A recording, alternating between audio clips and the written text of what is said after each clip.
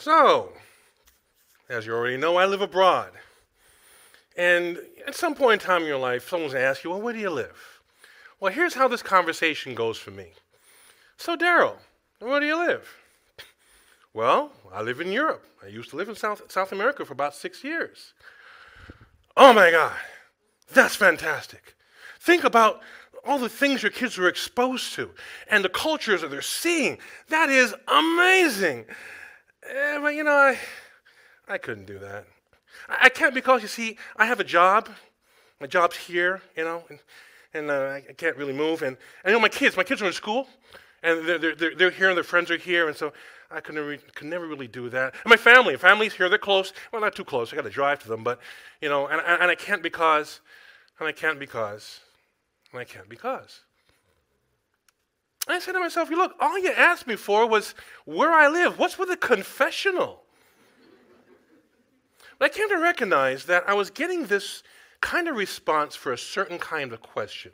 Not the normal question, right? Like, what'd you have for dinner last night? Oh, I had pizza. Oh, I love pizza, but I can't because I'm lactose intolerant.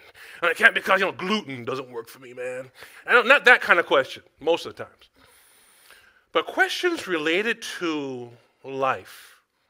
Things like attaining your aspirations, dreams, and goals. Things like, hey, moving and living abroad, or perhaps starting your own company, becoming an author, an actor, going back to school, that kind of thing. I would watch people right in front of me start building what I call the wall of FUD. The wall of fear, uncertainty, and doubt. A wall that we stamp with bricks, you guessed it, you can see it, I can't because. And they build this beautiful wall between themselves, their goals, aspirations, and dreams, and sit behind there for many, many years, if not a lifetime. And I asked myself, well, why do we do that? Well, you know, I have an idea I want to share with you. It involves a lot of imagery, so bear with me. I want to use a comparison. I want to compare the wall of FUD to the glass ceiling. Now, I see some people my age and back out there a little bit. You remember the glass ceiling, right? You young guys pay attention. So, with a glass ceiling, here's a typical scenario. You start up the corporate ladder, you got an entry-level job, and you're looking up that ladder and saying, man, look at that. First, I'm going to be a supervisor, then a manager. Oh my God, director, VP. You start climbing that corporate ladder. Things are going great.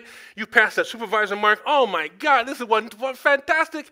But right before you hit that manager, boom, you hit your head and go, whoa, whoa, whoa, wait a second. There's a glass ceiling here. What? I didn't even see it. It's almost invisible, so polished, so clean. Who put that there? And then you come to realize there's someone above the glass ceiling looking down saying, hey, how you doing? Yeah, that's high enough for you. Someone of your race, your age, your gender, social class, you're good there.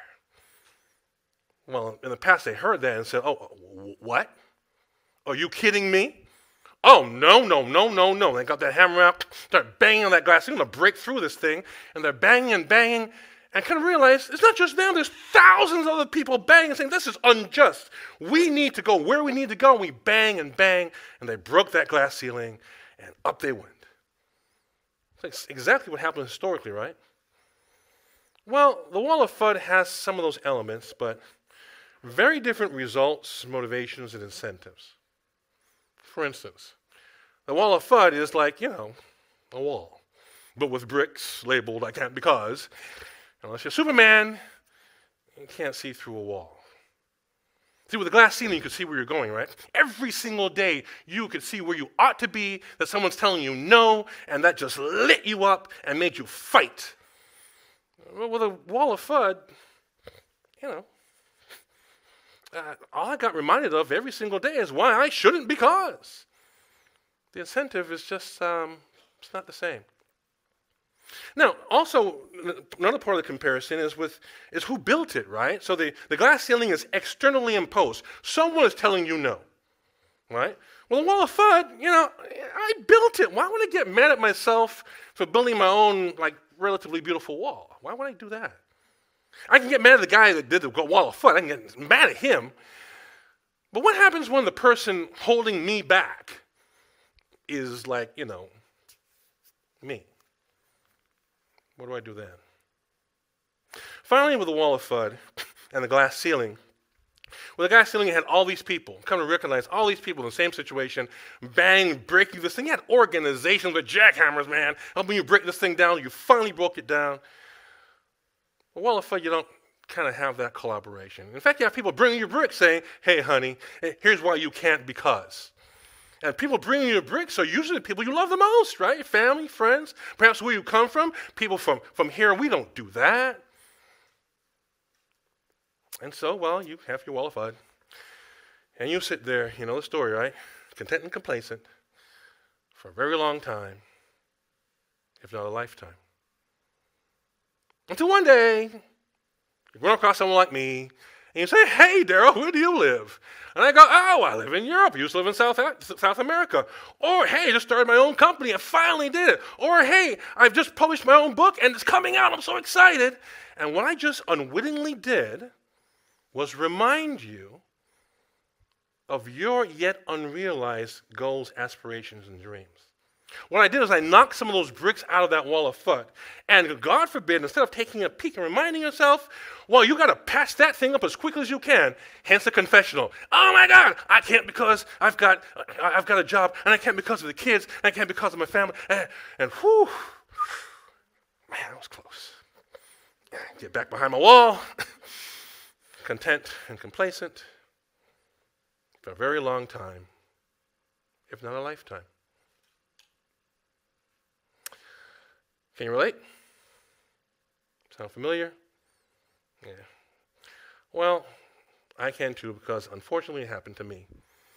This Renaissance man in front of you who loves to travel with his wife and move to different countries with his kids and learn different languages and get lost and eat all kind of funky foods. We built our own wall of FUD. Here's what happened. Years and years ago, my beautiful wife is sitting across from me in a restaurant, and she tells me, I'm going to be a daddy. And she's just radiant, and she's just going on about being a new mom. She's so excited. But in my head, I started buying me some bricks, right? I started laying out those bricks because, you know what? I can't do this anymore. I can't because I need a house now. Baby's coming. Man, I can't because I need a minivan. Baby's coming. And I just laid those bricks in place, and I built this beautiful, it was a gorgeous wall, by the way, beautiful wall.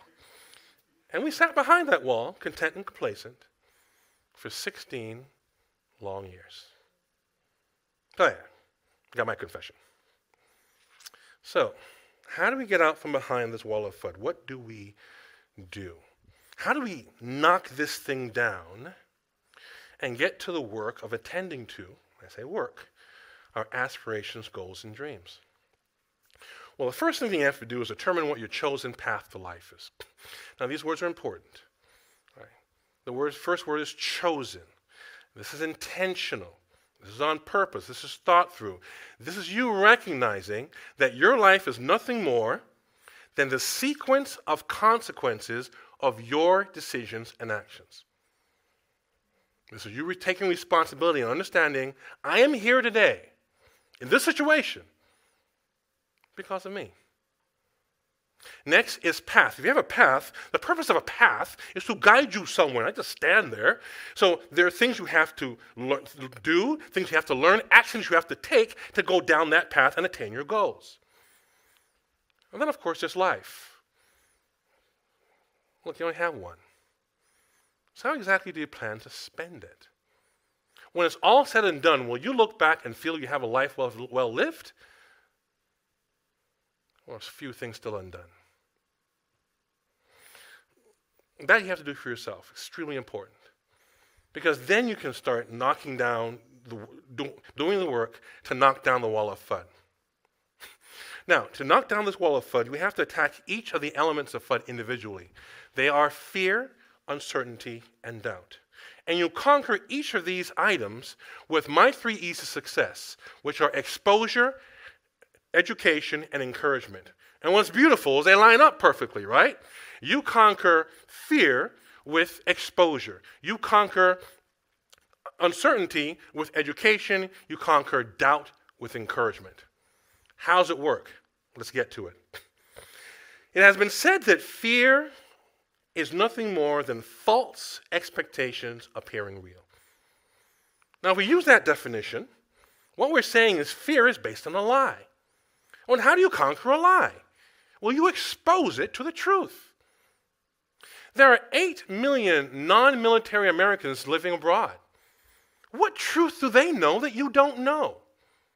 If they figured it out, you can figure it out. There are millions of people who leave that desk job or whatever it is and start their own companies and are successful. What truth do they know that you currently don't know? If they attained it, well, you can too. You see, once you embrace these truths, these realities, that all this is possible, you begin the process of minimizing or eliminating your fears that's paralyzing you.